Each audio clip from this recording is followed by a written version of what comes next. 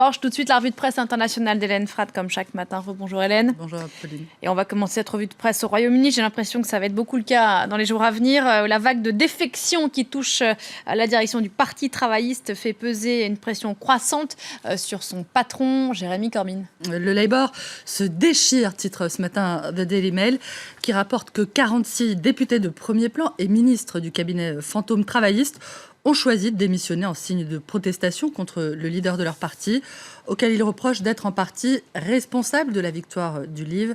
Une motion de censure à son encontre, soutenue par 150 députés, doit également être examinée aujourd'hui, selon le quotidien, qui évoque ce matin l'atmosphère épouvantable qui règne au sein de l'opposition.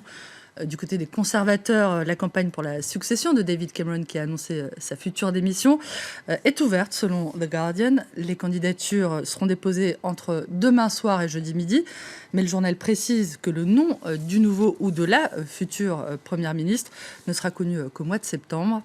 Le ministre des Finances, George Osborne, a déjà annoncé qu'il ne briguerait pas le poste, contrairement au ministre de la Santé, Jeremy Hunt, dont la candidature est pressentie, tout comme celle de la ministre de l'Intérieur, Theresa May, qui émerge comme la candidate anti-Boris Johnson, l'ancien maire de Londres, qui a fait campagne, on le sait, en faveur du Brexit. Les successeurs potentiels ou déclarés de David Cameron, qu'on retrouve dans cette version de la descente de croix, signe Steve Bell pour The Guardian. Le supplice de Cameron est terminé, ses camarades conservateurs sont à son chevet.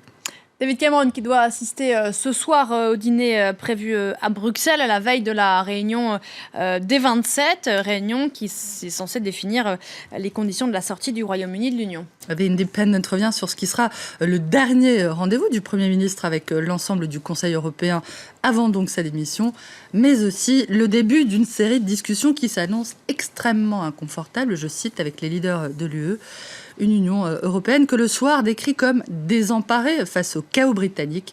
D'après le quotidien belge, les partenaires du Royaume-Uni devraient exiger avant tout des éclaircissements de la part du Premier ministre britannique, sommé de répondre à l'impatience des Européens.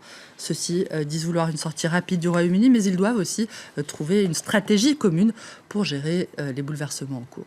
Autre Brexit, autre sortie, la défaite hier de l'Angleterre face à l'Irlande. On parle évidemment de football. L'Islande qui est parvenue à la surprise générale à se qualifier pour les quarts de finale. Les garçons renvoient l'Angleterre à la maison, écrit le quotidien islandais Frétable Bladit, en référence au surnom de l'équipe Starkanir Okkar, qui signifie donc nos garçons.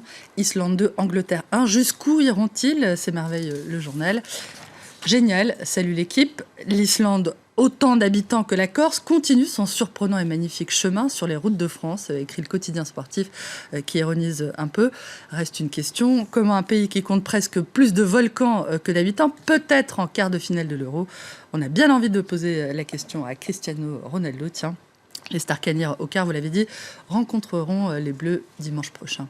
Hélène Fratt qui lit donc l'Islandais pour nous. On termine cette revue de presse avec toute autre chose. La décision de la Cour fédérale, la Cour suprême américaine de réaffirmer hier le droit des femmes à avorter. The New York Times parle d'une victoire majeure du droit à l'avortement, de la décision la plus importante qui ait été prononcée depuis une génération pour le droit des femmes à disposer librement de leur corps.